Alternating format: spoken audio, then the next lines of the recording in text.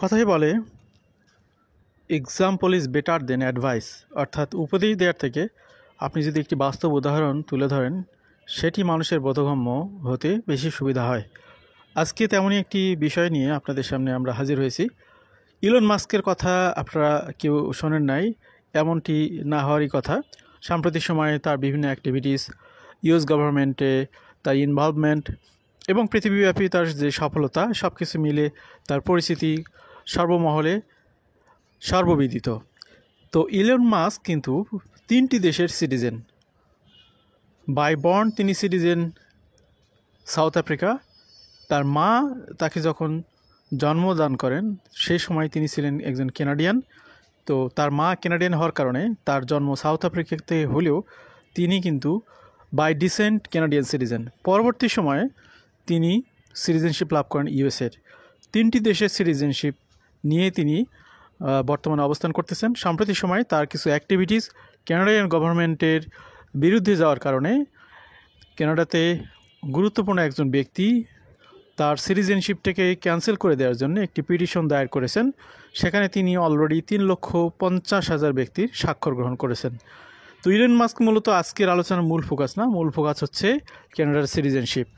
তো ইলন মাস্ককে উদাহরণ হিসেবে তুলে ধরে আপনাদেরকে কানাডার সিটিজেনশিপ সম্পর্কে আরও বেশি গভীর ধারণা দেওয়ার উদ্দেশ্যে আজকের একটি দীর্ঘ আলোচনা। আজকের আলোচনাটি শর্ট হবে না অবশ্যই। আজকের আলোচনা যারা শুনবেন, দেখবেন, বুঝবেন তাদের জন্যে কানাডিয়ান সিটিজেনশিপ সম্পর্কে আরও বেশি ক্লিয়ার ধারণা আসবে এবং আপনি আপনার ভবিষ্যৎটাকে নির্ধারণ করতে পারেন এই আলোচনার সাথে মিলিয়ে। প্রিয় ভাই এবং বোনেরা, কানাডা এবং পৃথিবীর বিভিন্ন প্রান্ত থেকে যারা আজকের আলোচনা শুনছেন সবাইকে আবার স্বাগত জানাচ্ছি। তো মূলত ইলন মাস্কের উদাহরণ দিয়ে আজকে অনেকগুলো স্লাইড কভার হবে আপনাদেরকে বোঝানোর জন্য। Elon Musk has citizenship of 3 countries, যেটা আমরা অলরেডি বলেছি। তো তার মা মেই মাস্ক, তিনি হচ্ছে তার জন্ম ছিল কানাডার রিজিয়নাতে। তিনি কানাডার সাসকাচুয়ানের রিজিয়নাতে তার জন্ম ছিল, সেই সূত্রে তিনি একজন কানাডিয়ান ছিলেন। আর পরবর্তী সময় তিনি সাউথ আফ্রিকাতে অবস্থানকালীন ইলন মাস্কের জন্ম হয় এবং ইলন মাস্ক তার মায়ের কানাডিয়ান হওয়ার সূত্রে সেখানকার অর্থাৎ কানাডিয়ান সিটিজেনশিপ লাভ করেন। তবে বর্তমানে কানাডাতে কিছু পরিবর্তন এখানে আনার একটি বিষয় চলে এসেছে। Under Canada's current laws, children born outside Canada can inherit Canadian citizenship from their parents, but only for one generation. This means that if a parent is a Canadian citizen before their child is born, either by birth or through naturalization, the child receives citizenship even if they are born outside Canada. অর্থাৎ বাবা মার মধ্যে কোনো একজন ব্যক্তি যদি Canadian হন, তিনি কানাডিয়ান বলতে কানাডিয়ান সিটিজেন, তিনি সিটিজেনশিপ লাভ করতে পারেন কোনো পিআর প্রোগ্রামের মাধ্যমে বাই বার্থ। তো এখন হাজব্যান্ড ওয়াইফের যে কোনো একজন যদি কানাডিয়ান সিটিজেন হন, পরবর্তীতে তাদের কোনো বেবির জন্ম যদি আউট অফ কানাডাতে হয়, তাহলে এখানে বাই বর্ন সিটিজেনশিপ বা ইনহেরিটেন্ট হিসেবে তাই সেই বেবিটি সিটিজেনশিপ লাভ করে কানাডার। A recent petition is urging that Canada revoke mask Canadian citizenship, যেটি আমি অলরেডি বলেছি যে এখানে একটি পিটিশন দায়ের করা হয়েছে মাস্কের একটি পোস্টের সূত্র ধরে। তিনি কানাডাকে অলমোস্ট বলা চলে যে অবজ্ঞা করে একটি পোস্ট দিয়েছিলেন, সেটা সূত্র ধরে তার ব্যাপারে মূলত তার কানাডিয়ান সিটিজেনশিপটাকে ক্যান্সেল করার জন্য একটি পিটিশন দায়ের করা হয়। A recent petition is urging that Canada revoke Musk's Canadian citizenship, citing his involvement in activities deemed contrary to Canada's national interest. অর্থাৎ কানাডার ন্যাশনাল ইন্টারেস্টের বিরুদ্ধে তার একটি অ্যাক্টিভিটিসকে আমলে নিয়ে মূলত তাকে এখানে তার সিটিজেনশিপটাকে ক্যান্সেলের জন্য প্রশ্ন উঠেছে। যেটি বলেছিলাম যে এটা 3,50,000 না, 3,40,000 ব্যক্তির সিগনেচারও নেওয়া হয়েছে এই পিটিশনে। মূলত তিনি বর্তমানে কানাডা ইউএস প্রেসিডেন্টের একজন কি অ্যাডভাইজার হিসেবে কাজ করতেছেন। তিনি একটি পোস্ট দিয়েছিলেন, Canada is not a Real country. Just এই পোস্টের সূত্র ধরেই মূলত তার সিটিজেনশিপটাকে ক্যান্সেল করার একটি প্রশ্ন উঠেছিল। Despite the petition widespread support, immigration lawyer by and large say the document is unlikely to affect mass Canadian citizenships. Citizenship in Canada can only be revoked if it can be proven that fraud misrepresentation was committed to obtain it. মূলত এখানে একটি বিষয় clearly যে Canadian লতে কোনো ব্যক্তির citizenship তখনই cancel হতে পারে যদি প্রমাণ করা যায় পরবর্তী সময়ে যে তিনি এই সিটিজেনশিপ লাভ করার ক্ষেত্রে কোনো মিসরিপ্রেজেন্টেশন করেছেন অথবা কমিটেড কোনো একটা ফ্রড কেসে তিনি আশ্রয় গ্রহণ করেছেন। এই ধরনের বিষয় যদি চলে আসে তাহলেই মূলত কানাডার সিটিজেনশিপ ক্যান্সেল হয়। এই জন্যে মাস্কের বিষয়টি ফাইনাল এখনও হয়নি, কিন্তু এই ধরনের প্রশ্ন উঠেছে। তো আজকে আমরা আরও যে কয়েকটি বিষয় এখানে কভার করব আপনাদের জ্ঞাপনার্থে, আপনাদের কনসেপ্টটাকে ক্লিয়ার করার জন্য, বোধগম্যত আপনাদের নলেজটাকে ক্লিয়ার করার জন্যে। What is required to become a Canadian citizen হতে হলে কী লাগবে, the situation in which Canadian citizenship can be revoked, অর্থাৎ কোন কোন ক্ষেত্রে ক্যানাডার সিটিজেনশিপ ক্যান্সেল হতে পারে, forthcoming changes to the Canadian citizenship act, সামনে কিন্তু একটি পরিবর্তন আসতেছে কানাডা সিটিজেনশিপ অ্যাক্টে, সেটাও একটি বিশেষ বিবেচনার বিষয়। তো অনেকগুলো স্লাইড আছে, আমরা একটু টাচ করে করে এগিয়ে যাব। আপনারা যারা আগ্রহী তারা স্লাইডগুলো পজ করে একটু পড়ে নেবেন, দেখে নেবেন। আমরা চেষ্টা করব বাংলায় বলার, অনেক ভাই বোনরা ডাবল লিঙ্ক পছন্দ করেন না, এই জন্যে। তারপর কিছু বিষয় আমরা ডাবল লিঙ্ক করবো, অর্থাৎ ইংলিশ বাংলা দুইভাবেই এখানে তুলে ধরা হবে। A person can acquire Canadian citizenship by birth, for example, being born in Canada or being born to Canadian parent. তো এখানে বাই বার্থ অর্থাৎ আপনি সেখানে যদি জন্মগ্রহণ করেন, আপনার বাবা মা যে দেশের নাগরিক হোক না কেন, কোনোভাবে যদি ডেলিভারিটা আপনার কানাডাতে দিতে পারেন তাহলে সেই বাচ্চাটা কানাডিয়ান বাই বার্থ কানাডিয়ান হবেন। এরপরে কানাডিয়ান প্যারেন্টসের অবস্থান আউট অফ কানাডাতে হলেও তখন তাদের যে বেবি হবে তারা বাই ডিসেন্ট কানাডিয়ান সিটিজেন হবেন। Someone who is not born in Canadian citizen can become a Canadian citizen by first becoming permanent resident. তো এই যে বাই বার্থ এবং বাই ডিসেন্ট এর বাইরে কেউ যদি কানাডা সিটিজেন হতে চায় তাহলে তাকে অবশ্যই কী হতে হবে, কানাডান পিআর হতে হবে, পার্মানেন্ট রেসিডেন্ট হতে হবে। তারপরে কন্ডিশন ফিল আপ করার মাধ্যমে তাকে কানাডা সিটিজেন হতে হবে। তো পিআরের জন্য আবার অনেকগুলো প্রোগ্রাম আছে, সেটা হচ্ছে অনেকগুলো আপনার সেক্টর রয়েছে, অনেকগুলো ক্ষেত্র রয়েছে, সেগুলো আপনাদেরকে দেখাবো অবশ্যই। তো পার্মানেন্ট রেসিডেন্ট হওয়ার জন্যে অনেকগুলো ওয়ে আছে, সেটাকে বলা হচ্ছে being naturalised as a Canadian citizen. Canadian citizenship at birth, তো এটি মূলত অটোমেটিক্যালি সিটিজেনশিপ পাওয়ার একটি পদ্ধতি। Born on Canadian soil, born abroad, at least one of parents was a Canadian citizen at the time of birth. এটি নিয়ে আর বেশি কথা বলছি না।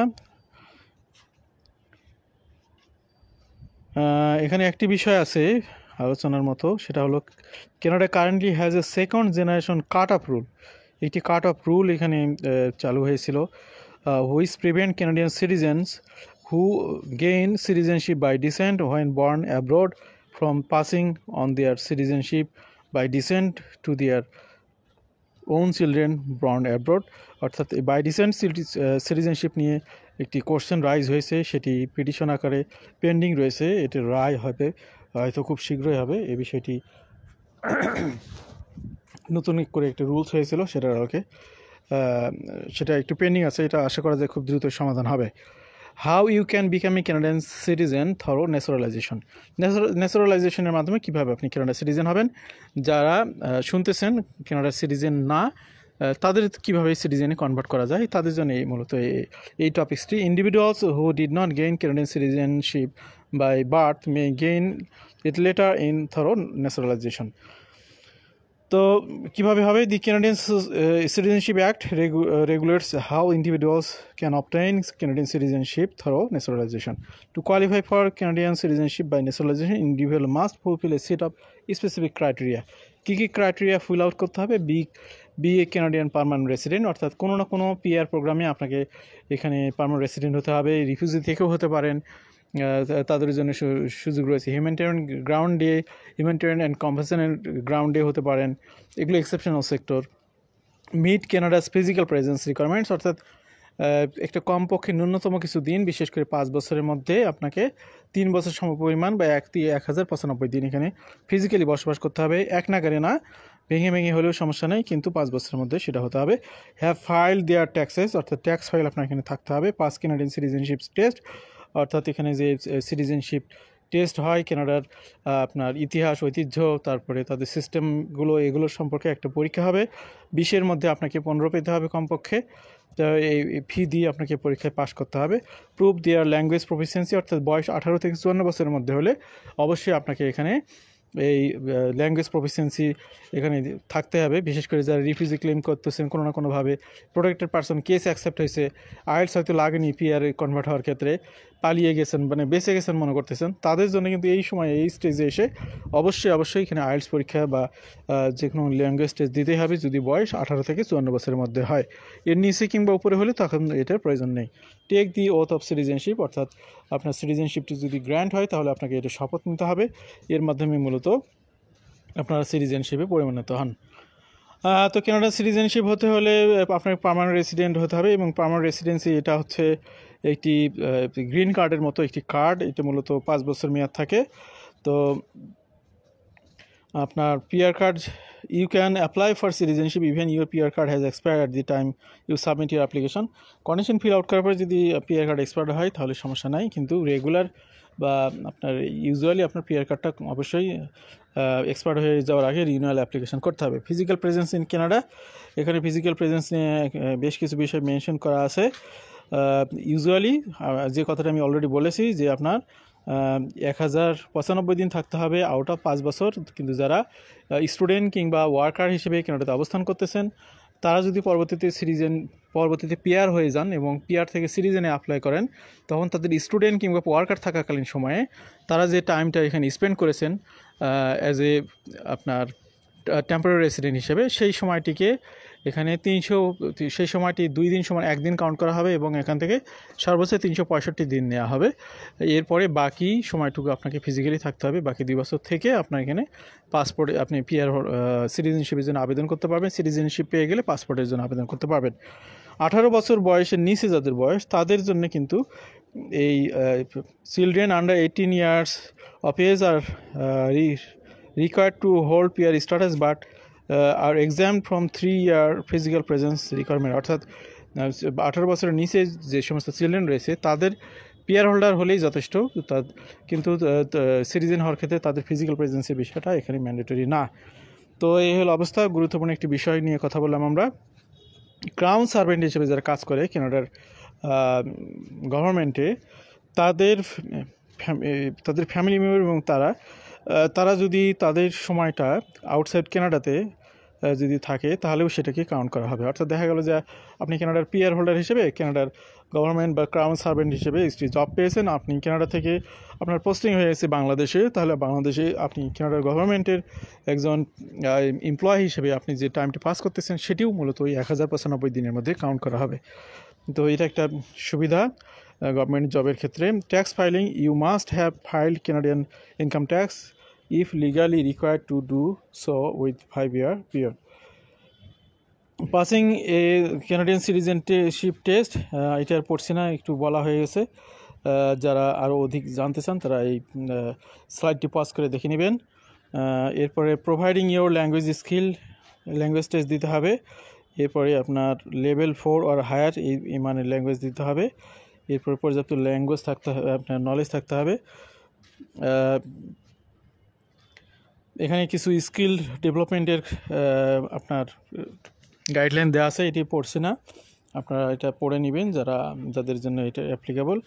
Taking the oath of citizenship, আপনাদের এখানে সব কিছু ঠিকঠাক হয়ে গেলে সিটিজেনশিপের জন্য শপথ নিতে হবে।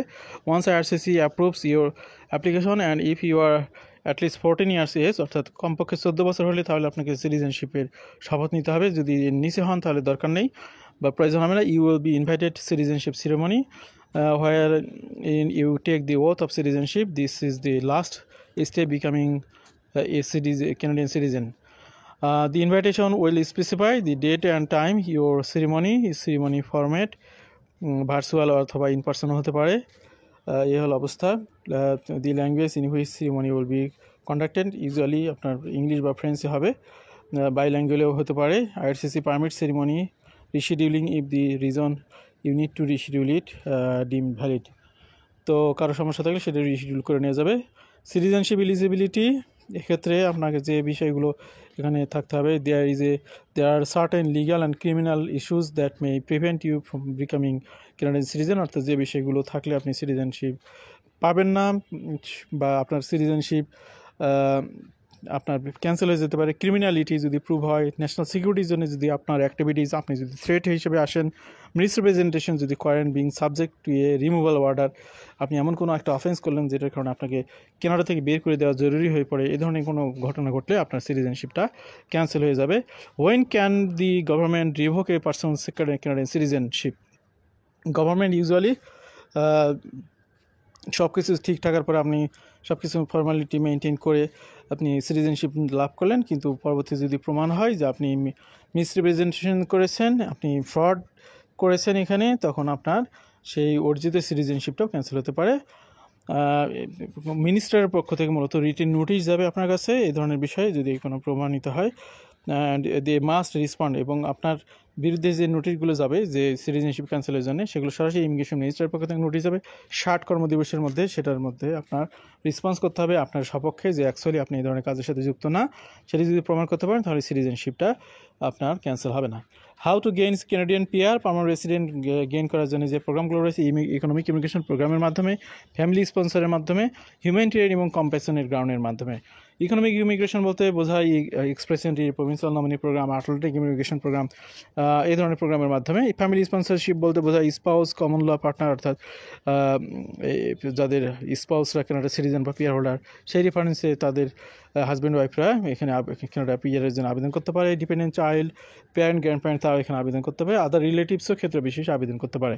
হিউম্যানিটেরিয়ান কম্প্যাশনের গ্রাউন্ডে PR application offers individuals already in Canada to remain in the country if they have compelling reasons that justify humanitarian and compassionate considerations. You must not be eligible to apply for PR through standard PR pathways, and only exceptional circumstances will be considered.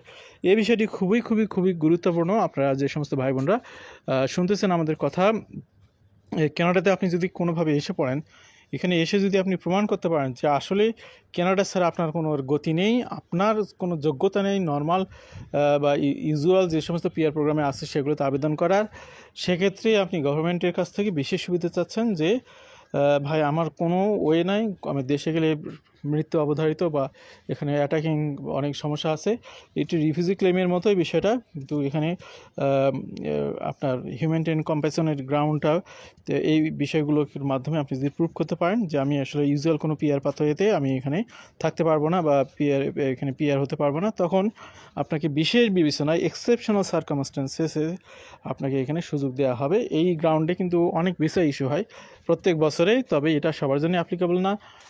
অবশ্যই আপনারা মিথ্যা কথা বলে এই ধরনের সুযোগ নেওয়ার চেষ্টা করবেন না। যাদের প্রকৃতপক্ষে এই ধরনের সমস্যা আছে তারাই শুধুমাত্র এই গ্রাউন্ডে আবেদন করবেন। আমরা কখনোই আপনাকে এনকারেজ করব না যে আপনি ফ্রড করে এখানে এসে একটা মিথ্যা গ্রাউন্ড তৈরি করে আপনি সিটিজেন পিআর হওয়ার জন্য ট্রাই করবেন, অবশ্যই না। যাদের প্রকৃতপক্ষেই বাস্তবিক সমস্যা আছে তাদেরকে আমরা এনকারেজ করব আপনি ওই পদ্ধতিতে চেষ্টা করবেন। Forthcoming changes to Canadian citizenship by descent, তো সামনে যে পরিবর্তনটা আসতেছে এখানে একটা ব্রিফ করা হয়েছে, তো সময় লেন্দি হয়ে যাচ্ছে, এই জন্য এটি পড়ছে না। আপনারা যারা আগ্রহী যে সমস্ত ভাই বোনরা আছেন একটু পড়ে নিন কষ্ট করে। তো এখানে যে বিলটি নিয়ে একটু কথা আছে এখানে, সিটিজেনশিপ টেস্ট নিয়ে, তো এই বিষয়টি আমি স্কিপ করে গেলাম, আপনারা একটু কষ্ট করে পড়ে নেবেন। তো আজকের এই আলোচনায় মূলত এক্সাম্পলের মাধ্যমে আপনাদেরকে সিটিজেনশিপ নিয়ে বেশ কিছু বিষয় বোঝানোর চেষ্টা করেছি। আশা করছি অনেকে এই বিষয় তথ্যগুলো থেকে একটি ক্লিয়ার পিকচার পেয়ে যাবেন কানাডার সিটিজেনশিপ নিয়ে। আমাদের সাথে থাকার জন্য আবারও ধন্যবাদ। ভালো থাকবেন সবাই। আল্লাহ হাফেজ। আসসালামু আলাইকুম।